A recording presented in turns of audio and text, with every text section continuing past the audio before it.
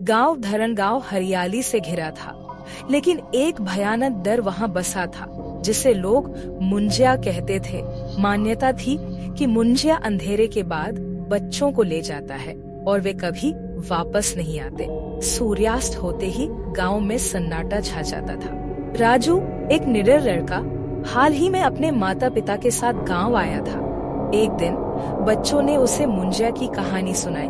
राजू ने इसे मजाक में उड़ा दिया और कहा, अगर मुंजिया सच में है, तुमसे उसे खुद देखूंगा। गांव के बुजुर्गों ने बताया कि एक बच्चा जंगल में खो गया था और तभी से लोग मानते हैं कि मुंजिया सूरज ढलने के बाद जंगल में जाता है। एक शाम राजू ने फैसला किया कि वह अकेला जंगल जाएगा। दोस्तों ने उसे रोकने की कोशिश की, लेकिन वह नहीं माना और काले घने जंगल में चला गया। जंगल में अंधेरा और ठंडक छाई थी।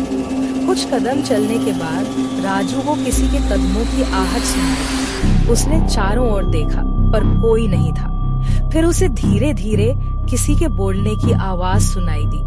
अचानक राजू ने महसूस किया कि उसके पीछे कोई खड़ा है। मुड़कर देखा तो सामने एक लंबी धुंधली परछाई थी। मुंजिया।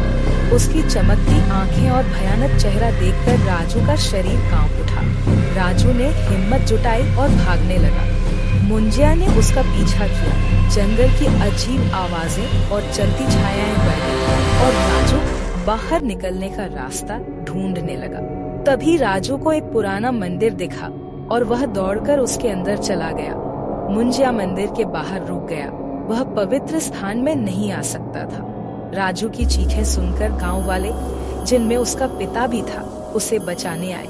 मुंजिया की परछाई धुंधली होती गई और अंततः गायब हो गई। राजू को उसके पिता घर ले गए। होश में आने पर राजू ने अपने पिता को सब कुछ बताया। बुजुर्गों ने उसे समझाया कि वह बहुत भाग्यशाली था कि उसने समय पर आवाज लगाई। मुंजिया केवल उन बच्चों को ले जाता है जो डर के मारे कुछ बोल नहीं पाते।